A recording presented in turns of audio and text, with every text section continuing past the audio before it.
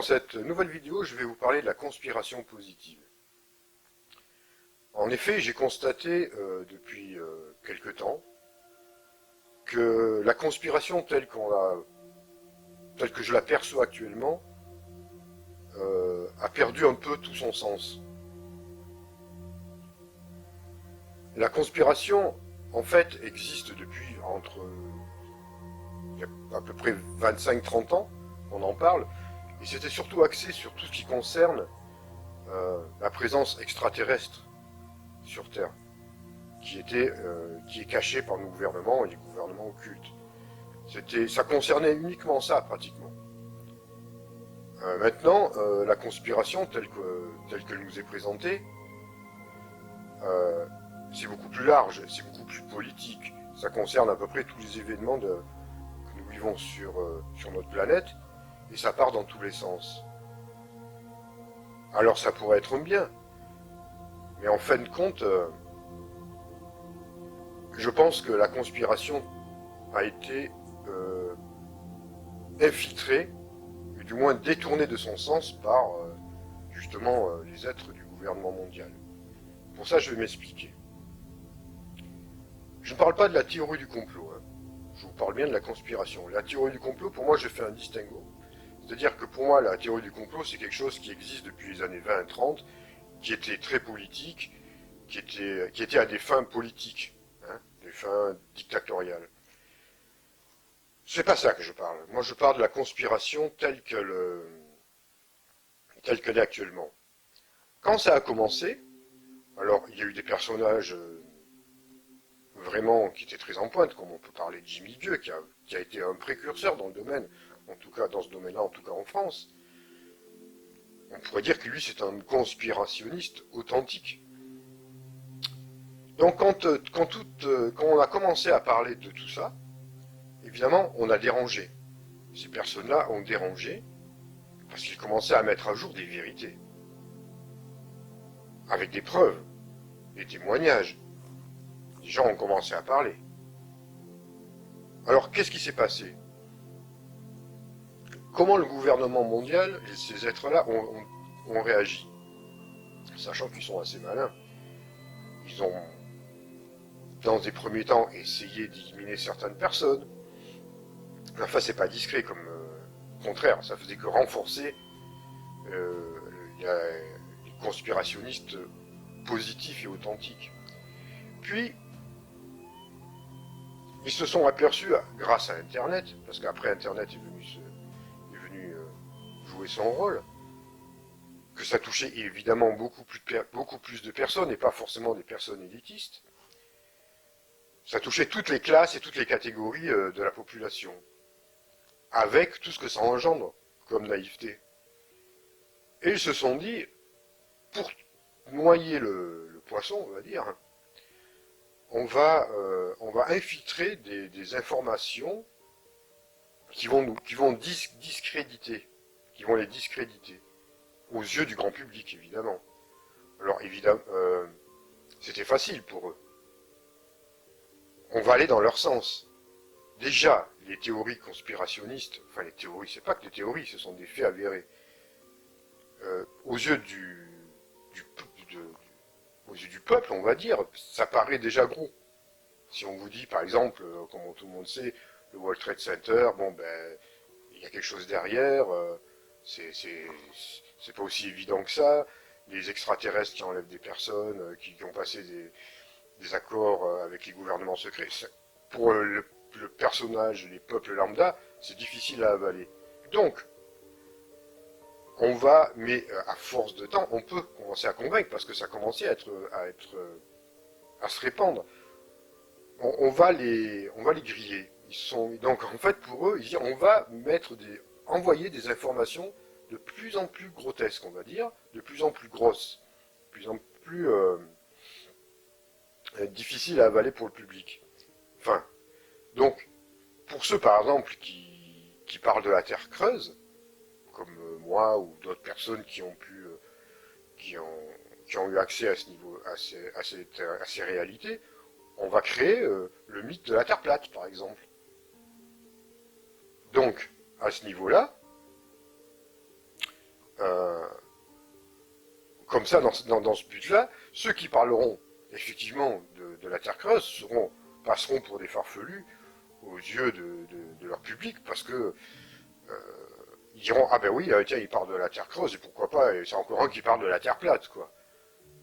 Donc, ça a été miné par l'intérieur par plein de petites informations comme ça qui sont relayées, du genre, même on ne sommes jamais allés sur la Lune, le fameux dôme, enfin toutes ces théories complètement grotesques qui font qu'en fait, quand on veut parler sérieusement de phénomènes qui sont déjà difficiles à amener au grand public, on est véritablement discrédité d'entrée. Donc là, ça marche pour eux, vous voyez. C'était ça leur but. Ils ne pouvaient pas attaquer de front, ils ont torpillé. Ils torpillent en balançant des informations qui vont être liées par des personnes qui soit sont naïves, soit s'amusent, ou soit font tout simplement de l'argent à travers ça. Mais bon, voilà, ça fait partie de leur action. Donc ça, je voulais du moins vous le faire constater. En tout cas, c'est mon point de vue. Donc toujours pareil, hein, par rapport à toutes ces choses-là, il faut énormément de discernement, évidemment, et un peu de bon sens, un peu de logique aussi. Et il faut creuser vraiment l'information, mais avec intelligence. Hein. Quand on vous envoie des informations aussi grotesques que la Terre plate, ou que les satellites n'existent pas, ou toutes ces choses-là, croyez-moi, ils existent bien, hein, il n'y a aucun souci. Hein. C'est pas là où se situe la conspiration. C'est pas là. Là, ils vous détournent, ils vous envoient dans des voies de garage, et vous allez vous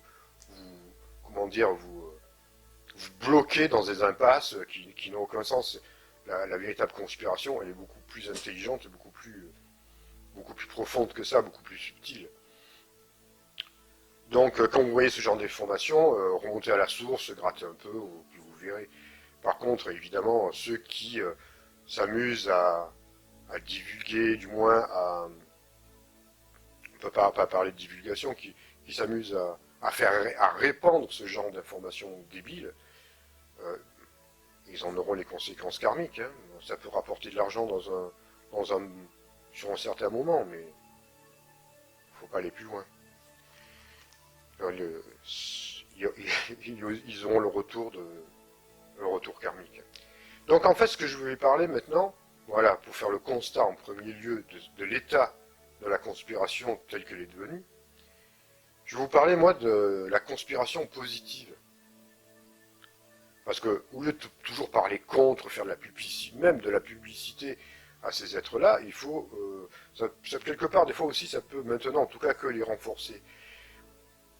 Moi, je pense qu'il faut qu'on se positionne plutôt sur ce qu'il y a de positif, ce qui est révélé de positif dans notre monde. Alors, évidemment, là, ça va les déranger, ça va les prendre de court si on parle de plus en plus de ça, si on développe ça. Alors, qu'est-ce que c'est exactement? De quoi pourrait-on parler de positif dans la conspiration, dans une nouvelle conspiration positive? Bien, écoutez, c'est déjà toutes les émergences comment dire, toutes les émergences du monde à venir, tout ce qui est en train de naître, à l'état peut-être embryonnaire, mais en tout cas tout ce qui est en train d'apparaître. Alors on le voit, ce sont des tâtonnements, des fois ce sont des expériences de vie à l'écart de notre société, un peu autonome, des vies autonomes, un peu marginales. Toutes ces petites créations d'éco-villages. Voilà, par exemple, les gens testent des nouvelles façons de vivre. Ça, c'est positif. Ça va à l'encontre du système établi. Les nouvelles formes de culture, la permaculture par exemple, la biodynamique, ça va à l'encontre de Monsanto. Monsanto qui fait partie intégrante du gouvernement mondial, il ne faut pas rêver. C'est une branche qui est là pour nous détruire, hein, quelque part, hein, pour empoisonner la Terre, empoisonner l'humanité. Donc, la conspiration positive, ce sont ces personnes-là qu'il faut écouter, et puis même si vous avez des idées nouvelles, c'est surtout si vous êtes assez jeune, allez-y, foncez, créez. Osez créer ce qui vous passe par la tête de positif. C'est parler aussi des personnes, des planètes de l'Alliance, quand on reste dans le domaine, par exemple, des étoiles. C'est parler d'eux, mais en positif. Arrêtons un peu de parler des petits gris et des reptiliens. On en parle assez, je pense. Donc, il faut... qu'est-ce qu'on peut donner aussi quelques nouveautés. Euh, dans le domaine médical, par exemple aussi. Promouvoir les solutions naturelles, les solutions énergétiques. Par exemple, l'homéopathie, ça marche très bien. Je ne sais pas si vous avez remarqué à quel point l'homéopathie, par exemple, est attaquée. Ils veulent l'interdire. Alors que ça, on a des très bons résultats grâce à l'homéopathie. Mais petit à petit, ils sont en train de vouloir détruire ça. Mais il n'y a pas que l'homéopathie, il y a tous les soins énergétiques. Alors, par contre, ce qu'il y a de positif, c'est que petit à petit, ces soins énergétiques, ces soins holistiques entrent, par exemple, petit à petit dans les hôpitaux. Vous voyez, ça commence à s'infiltrer. Donc ça, c'est positif. Il faut voir l'aspect positif de ces choses-là. Ça commence à rentrer. Euh, on peut parler aussi des prises de conscience, ne serait-ce que sociologiques, hein, sur l'émergence de nouvelles énergies, par exemple, d'équilibre au niveau du yin et du yang, hein, où on commence, où l'homme est en train de petit à petit d'accepter sa part de féminité, on va dire. Ce qui ne veut pas dire que on va devenir des êtres castrés, c'est pas ça, mais au contraire, il y a un équilibre qui est en train de se faire. Bon, ça se fait, ça se fait comme ça doit comme l'humanité est capable de le faire. C'est-à-dire qu'il faut, plus ça se fait en douceur, mieux c'est. Voilà, ça peut se faire des fois dans les heures.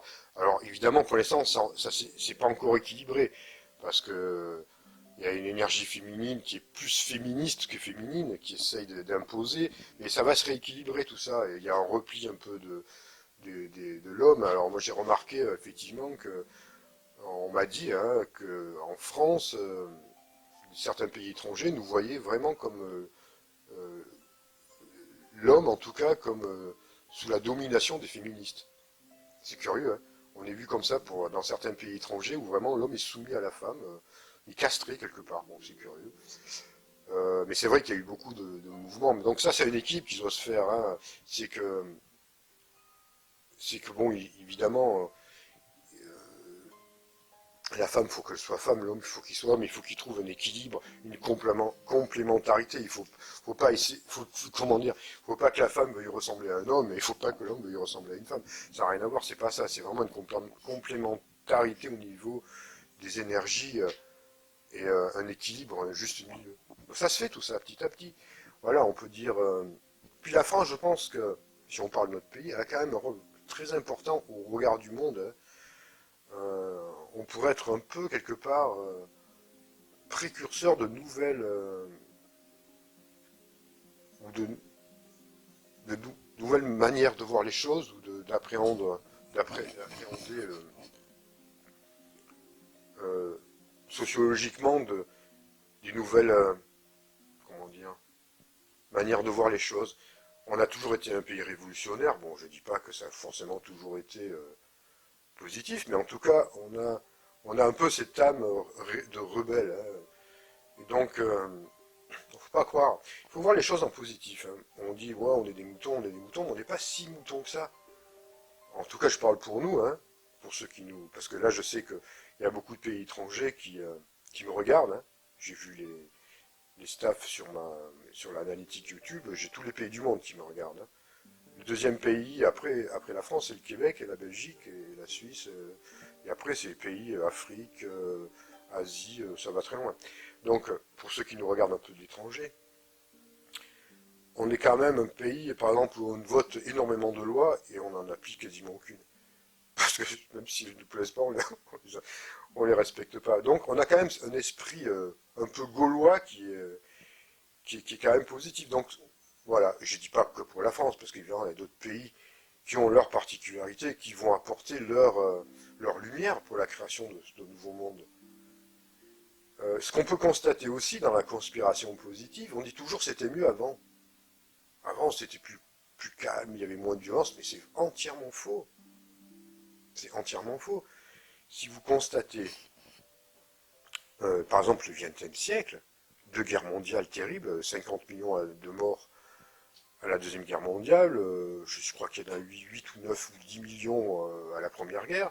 Enfin, c'était entaché de guerre, de violence, de maladies. Rappelez-vous, par exemple, peut-être que vous ne le savez pas, mais après la Première Guerre mondiale, qui avait fait déjà énormément de morts, il y a eu la grippe espagnole. Et la grippe espagnole a tué plus de monde que la guerre elle-même. Donc, si on fait des comparaisons entre avant et maintenant, même si évidemment il y a encore des guerres, il y a encore des conflits dans le monde, il y a encore beaucoup de choses négatives, petit à petit, si on fait une analyse, on se rend compte que ça se positive. Il y a de moins en moins de négativité quelque part. C'est un constat. Évidemment, on veut nous le cacher, ça, hein, on veut nous maintenir dans l'angoisse, dans la peur et dans toutes ces choses-là, mais en étant en mode, je veux dire, d'éthérisation, quand même, les effets se font sentir. Petit à petit, il y a moins de violence qu'avant. Ce sont des faits établis par des constats indépendants. Hein. Évidemment, c'est pas nos gouvernements qui vont nous dire ça. Mais petit à petit, ça va mieux. On vit mieux. Mieux qu'avant. Moi, en tout cas, je préfère être à cette époque-là qu'en 14-18 ou en 39-45 ou au temps de Napoléon ou au Moyen-Âge. Bon, même si on les a vécus, j'aurais pas envie de retourner là-bas. On a tous vécu ces époques-là, plus ou moins, parce qu'on d'autres personnes ont vécu des époques un peu différentes. Enfin, on est quand même porteur de de tous ces karmas-là, de toutes ces mémoires, on va dire. Donc, en tout cas, moi je constate que, et je suis pas le seul, que le monde, petit à petit, est en train de s'alléger. Il y a il y a même moins de violence urbaine. Ça paraît dingue, mais si par exemple vous retrouvez au 19e siècle, à Paris, c'était plus coupe-gorge que maintenant, paradoxalement. Même si on vous dit oui, vous allez dans les banlieues, c'est comme ci, c'est comme ça, c'est vrai. On peut le constater, il y a des violences, c'est sûr, c'est plus spectaculaire quand ça arrive. Mais si on fait des comparaisons au niveau des agressions violentes, meurtrières, c'est moins. Il y en a de moins en moins. Ça paraît dingue, hein, ce qu'on vous dit, mais c'est ce que je vous dis, mais c'est des constats avérés. Hein.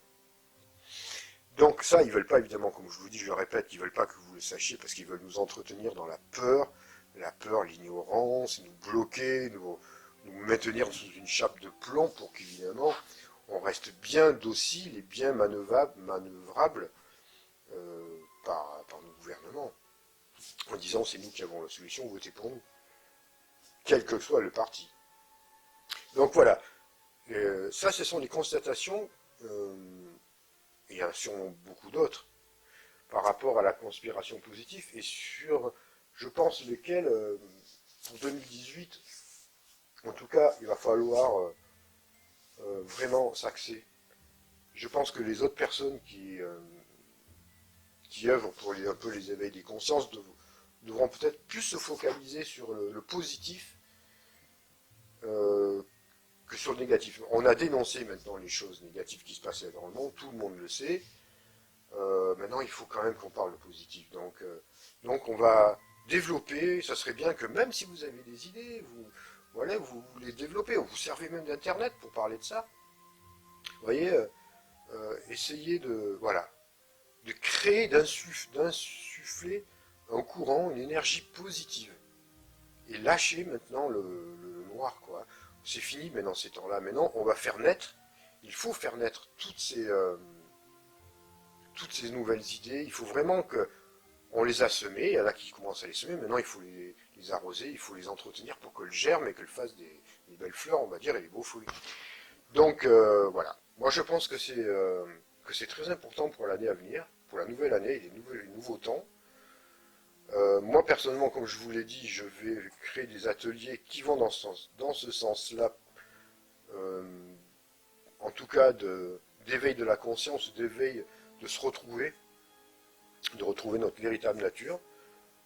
Donc j'ai quelques clés à ce sujet-là. Bon, je suis en train de travailler encore dessus. Et après, vous pourrez partager avec tous ceux qui vous entourent. Je crois qu'on n'a plus de temps à perdre, mais non, maintenant c'est terminé. Hein.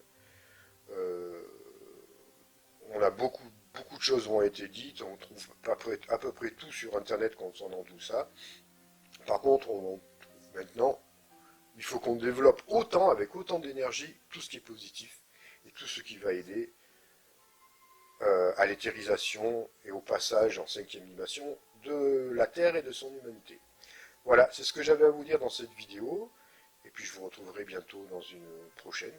Donc n'oubliez pas de partager cette vidéo sur Facebook ou là où vous voulez, de vous abonner si vous n'êtes pas abonné, et puis d'activer la petite cloche pour les notifications, parce que ça vous permet de recevoir les nouvelles vidéos avec une petite alerte. Et puis de liker, hein, si vous avez aimé, de mettre un petit pouce bleu. Voilà, je vous souhaite une bonne continuation et à bientôt.